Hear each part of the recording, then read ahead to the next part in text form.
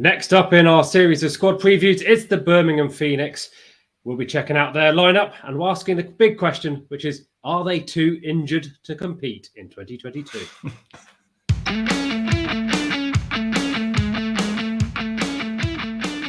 Welcome to the 100 Club. My name is Tom and I'm joined again by Rich for another of our squad previews for the men's 100 competition starting in less than a week now. If you're new here, welcome. It's great to see you. If you like what we do, hit subscribe and you'll get the rest of the squad previews pumped into your YouTube. And if you like what we're doing, hit the like button. That'd be much appreciated. Rich, we're going to talk about the Birmingham Phoenix. What do you remember of their effort last year? Oh, I remember them being one of the more exciting teams to watch. There were some big nights at Edgbaston, some big hitting from Liam Livingstone, who we'll talk about in a minute. He was the leading scorer in the competition. I think he had the highest individual score as well, with a 92. 92, yeah. And looked odds on to win it until a rogue Tim David throw from the outfield ran him out in the final Lords, and they ended up falling just short to the Southern Brave. But no, they were the best side in the competition by my book last year. They were certainly up there in my eyes too, and really, really enjoyable. And really, I think one of the highlights for them was they really cohered their identity nicely, and they got a load of support. We're seeing some of that Birmingham Phoenix spirit, perhaps with the Commonwealth Games at the moment as well. Perhaps going to carry the Commonwealth Games, which clearly has the women's cricket element as well. Hopefully, that'll spill onwards into the women's competition of the 100. But we're going to focus, as I say, on the men. So without further ado, how about I get these squads up, eh? Indeed. And we should always remember, for those who are listening audio only, that as we talk through the 11, you can always look at the YouTube video to see the graphics that Tom spends hours putting together. You flatter me, but I really don't. So, right, straight into business with the Birmingham Phoenix. You'd expect to see some returning names. And then indeed, there is that in the core of this team. But at the top there, we've got a new name in Matthew Wade. What do you think of that as a selection? Oh, it's a good selection. A very experienced player, Australian international, can keep wicket as well, so fulfills that role as well. Used to batting in the power play, can also bat middle order as well. Plenty of power. I think fits in with the team ethos, and I think he'll slide in very well. Yeah, I see him. I really do see him opening and keeping for this team. Great combination and plenty of experience, and a World Cup winner, of course. And alongside, though, the raw young talent that is Will Smeed, who's had, I don't know, is it a difficult second season? What do you think of his year? Well, he burst onto the scene last year, and like we've talked to quite a few of the youngsters who came onto the scene last year, it's been a little bit of a difficult time the second time around. I think he'll be competing there with Miles Hammond for that opening slot. But I think he'll enjoy playing for the Phoenix. He'll have license to go hard from the off. It won't be so much, the odd failure here and there won't bother the coaching staff. So I think he'll enjoy playing this environment, and maybe that will bring out the best in him. Yeah, clearly, as a Somerset fan myself, I do watch a lot of Will Smeed. He's a really interesting case in that he's a very modern breed of cricketer. He's never really played a first-class game. He's purely in white ball side, and absolutely has been given license, as you say, to make his mistakes. But when it comes off, wow, he's some player. Hit 390s in the blast in the latter stages, and so let's hope he can bring some of that to the Birmingham lineup. And then, you know what? If it doesn't work for him, he's got some decent names behind him, right? In Moeen and Liam Livingstone. We expect big things from those players, right? Absolutely. I think two of the most exciting white ball cricketers in the world, I think it's fair to say. Yeah. And Moeen Ali enjoyed the responsibility of leading the Phoenix last year, and he seemed to lead them very well. He'll come in at 3, a role that he's sort of been doing in other franchise leagues as well. I mean, he was batting quite hard the order in the IPL in the last couple of seasons as well. Obviously, very useful off spinner too in short format cricket. And then Livingstone, explosive hitter, has come under a bit of criticism recently. I think for shot selection, the idea, does he go too hard all the time? Sometimes is there a bit of nuance required? For me, no. If you hit a 6, try and hit 6 the next ball. I've got no problem with that. And also, I think the other thing with Livingstone that's really improved over the last few years is his bowling.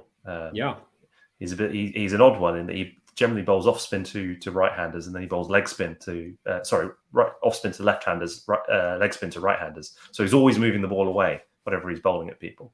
and it's quite effective there too, and obviously a tremendous fielder as well. So yeah, genuinely exciting player, and one of the stars of the tournament last year, and hopefully this time again. Yeah, and I don't think it'll be quite to the stage where we'll see those two opening up the bowling for the Birmingham Phoenix. But you wouldn't be surprised to see the odd over from them in the power play, just to keep a control, maybe take the odd wicket there. And I absolutely agree. And Moeen Ali certainly does that to great effect on frequent occasions with the England setup, where, of course, he has just hit a record-breaking half century in the series that they're playing at the moment against South Africa in just 16 balls. More of that, please. Yeah, I mean, it was on a Super Ucho table, wasn't it? I mean, you want generous boundaries when it comes to 2020 cricket, but I think within reason. Yeah, well, they won't be playing any of the 100 games at Bristol, but they will be playing at Sapphire Gardens, and it didn't go so well this evening. But let's see how it goes in the 100, as you say. Edgbaston, he is clearly to his liking because he's returning to the Birmingham setup in most formats now, I think, isn't he? Yeah, indeed. Okay, so after that, then we have some choices, I think. And actually, there are some late-breaking bits of news here. And I think this is the theme that I would take forward from here, is there's still some injury concerns about this squad as a whole. So we know Tom Abel is a super reliable, super experienced middle-order batter. But he picked up a hamstring injury yesterday, I think it was, in the Somerset County Championship game, for which he's got a scan on Friday. He missed all but one game last year for the Birmingham Phoenix. Looked good in that game, but again, had hamstrings injuries in 2021. So we don't quite know where he is.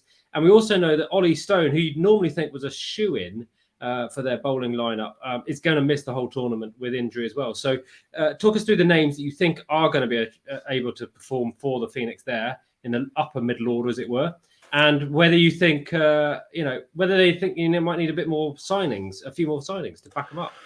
Yeah, we might see a few more announced because replacements are allowed for injuries. I mean, one additional name there is Chris Woakes. You have him in the side at the minute, but I think he's also struggling with injury. So it's touch and go whether he appears or not. I think it's more likely that he won't appear at the minute, which again would be a bit of a disappointment. I think the one area where there might be some good news for the Phoenix, and it depends on how they use their overseas. But last year, Adam Milne, the Kiwi pacer, who was so effective last year and has been struggling with injuries of late, looks like he might be able to come back in for this tournament. So I was reading that he said he didn't play in the current tour of New Zealand going to the Netherlands, even though he would have been unfit for most of the tour, but would have been available for the latter games. And I read into that he might be back for the tournament.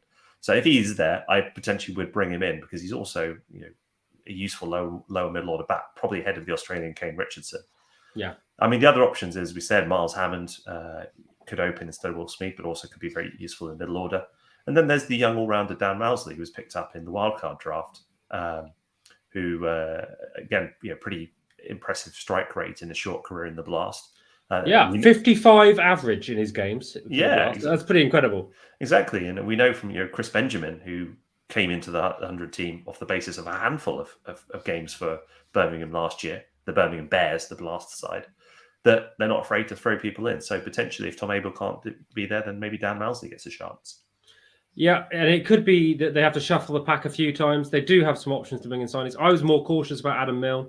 It's an Achilles injury. I think they're quite difficult for bowlers, particularly to come back from. But as you say, maybe I was too bullish on Chris Woakes there. And I do prefer, though, as you said there, if Adam Milne is fit, I think he's a better option, perhaps even than Kane Richardson. But we'll see. So who else have they got on the bench? Do you see Jack Leach getting a turn at all? Interesting one. I mean, Jack Leach has hardly played any T20 cricket, if at all. Nothing since July 21 on my records. Okay. But, I mean, he's a bit of a talisman in English cricket. Yeah. I'm sure the crowds would love to see him play. Maybe he can sneak in ahead of the forever young Imran Tahir, who returns to the Phoenix at the ripe old age of, I think he's 42. 43 is he now? Yeah. Gosh. But, his love for the game still infectious, and who can forget that hat trick last year? Quite.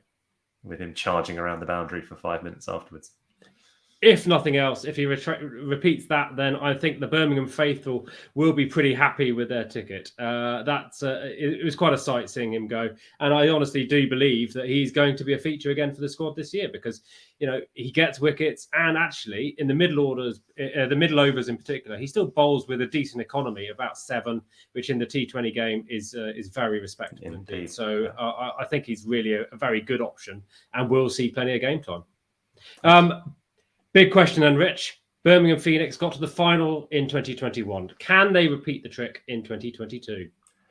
At first glance, you say they might struggle a little bit just because of the injuries that we've outlined. But then last year, they were able to promote players that we hadn't heard a lot of and be very effective still as a side. So my first gut instinct is to say it will be difficult for them to get back because of all the changes they'll have to make. But yeah. Cricket's a funny old game, and maybe they'll surprise us. It is, and the decisions that will shape that will lie in the hands of one Daniel Vettori, who's a coach for this year, clearly. So, Daniel, you've got your hands full. Get yourself down to the med centre or whatever you're doing. Make sure that they're all ready to go, and good luck to you with the Birmingham Phoenix this year. Rich, that was a quick canter through the squad, but thanks again for joining. No worries. Chat soon. Bye. Cheers, and let us know what you think about that squad down below, and we'd love to hear from you. Bye now. Bye.